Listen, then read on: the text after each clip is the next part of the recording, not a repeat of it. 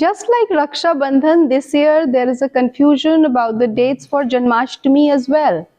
Some people are saying 18 तारीख को है, कुछ लोग कह रहे हैं 19 तारीख को है जन्माष्टमी। एक्चुअली जन्माष्टमी है कब? देखिए यही क्लैरिटी लेकर मैं आई हूँ। I am Reena Sharma, I am your astro advisor and I welcome you to Paramaksha Astrology. देखिए ये कृष्ण जी का बर्थडे है, ये सबको पता है। कृष्ण जी का बर्थडे कब हुआ था, उनका जन्म कब हुआ था? उनका जन्म हुआ था भाद्रपद मास की कृष्ण पक्ष की अष्टमी को। क्योंकि उनका जन्म अष्टमी को हुआ इसलिए जन्माष्टमी नाम रखा गया। इस पर्व को हम मनाते हैं और इसे हम जन्माष्टमी कहते हैं। भगवान कृष्ण का जन्म रोहिणी नक्षत्र में हुआ था और रोहिणी नक्षत्र एक महानक्षत्र है। रोहिणी नक्षत्र के एट्रीब्यूट्स हैं conception, fertility, growth and development. Rohini nakshatra is profoundly a very productive birth star. अब कृष्ण का जब जन्म हुआ था, सबको ये कहानी पता है, ये कथा पता है कि उनका जन्म कितनी मुश्किल से हुआ था। कंस उन्हें मारना चाहते थे, देवकी के हर बच्चे को मारना चाहते थे और कृष्ण को क्योंकि इस धरती पे उनका नाश करने के लिए, कंस का विनाश करने के लिए आना ही था, इसलिए कृष्ण ने जन्म लिया। अब भगवान कृष्ण एक मिरेकल से कम नहीं थे। एक्चुअली वो भगवान विष्णु के अवतार थे और वो कंस का विनाश करने के लिए इस धरती पे आए थे। अब क्योंकि उनके नक्षत्र के ये एट्रीब्यूट्स हैं कि वो फर्टिलिटी देते हैं, कंसेप्शन देते हैं, इसलिए जब भी किसी को चाइल्ड बर्थ में प्रॉब्लम हो रही हो तो कहा जाता है कि कृष्ण भगवान की पूजा आराधना करने से उन्हें संतान की प्राप्ति होती है।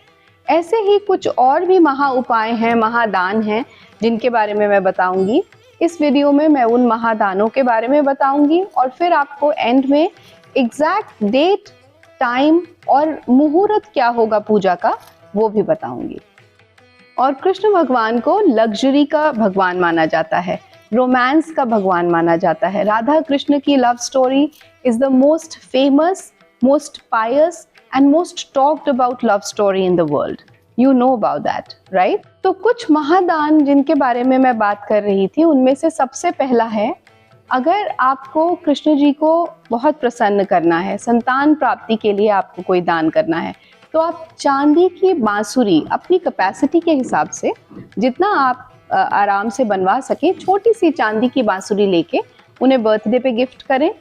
चंदन अर्पण करने से आप लोगों के घर पैसों की वर्षा हो सकती है, तो इसलिए कृष्ण जी को जन्माष्टमी के दिन चंदन भी अर्पण करते हैं। उनका फेवरेट जो है वो आप सबको पता है, मिश्री और मक्खन, घर का निकाला हुआ सफेद मक्खन, वो उनको अर्पण करें, वो खिलाएं, खुद भी खाएं, बाकी सबको भी बांटें जन्माष्टमी वाले दिन। और गौशाला में जाके, क्योंकि गाय उनकी बहुत प्रिय थी, गौशाला में जाएं, गौशाला को आप वहाँ पे कोई भी सेवा दें, कोई भी दान दें, वो भी आपको बहुत लगेगा जन्माष्टमी वाले दिन।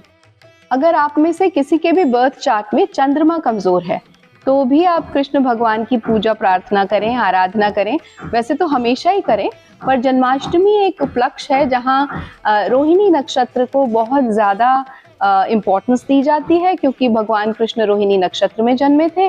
तो इस वजह से हम अगर रोहिणी नक्षत्र में भगवान कृष्ण की प्रार्थना, पूजा, आराधना बहुत श्रद्धा से करें तो हमारा चंद्रमा ठीक होता है, क्योंकि रोहिणी नक्षत्र के रूलर हैं मून, चंद्रमा। चलिए अब मैं आपको बताती हूँ कि असली मुहूर्त क्या है जन्माष्टमी का। देखिए जन्माष्टमी 18 तारीख को 21:22 से प्रारंभ होके 19 तारीख को 23 बजे तक, मतलब रात को 11 बजे तक जन्माष्टमी का मुहूर्त है। लेकिन जो जन्माष्टमी के पूजन का मुहूर्त है, एग्जैक्ट समय, एग्जैक्ट टाइम, वो है रात को 12:20 से 1:05 तक का 18 अगस्त को। जितने भी गृहस्थ लोग हैं वो 18 अगस्त को ही जन्माष्टमी मनाएंगे। हाँ, साधु संत और जो ऋषि मुनि हैं वो 19 को मना सकते हैं। भगवान कृष्ण की श्रद्धा के साथ की गई पूजा जन्माष्टमी पे हमें परसिवेरेंस, फोकस और बहुत सारा कंसंट्रेशन देती है। आई होप कि मैं ये कंफ्यूजन दूर कर पाई हूँ कि जन्माष्टमी इस साल कब है, और अगर ऐसा है so let's celebrate Janmashtami together. पूरे हर्षोल्लास के साथ, बिना किसी कंफ्यूजन के। So see you next time. You have a beautiful day. नमस्कार।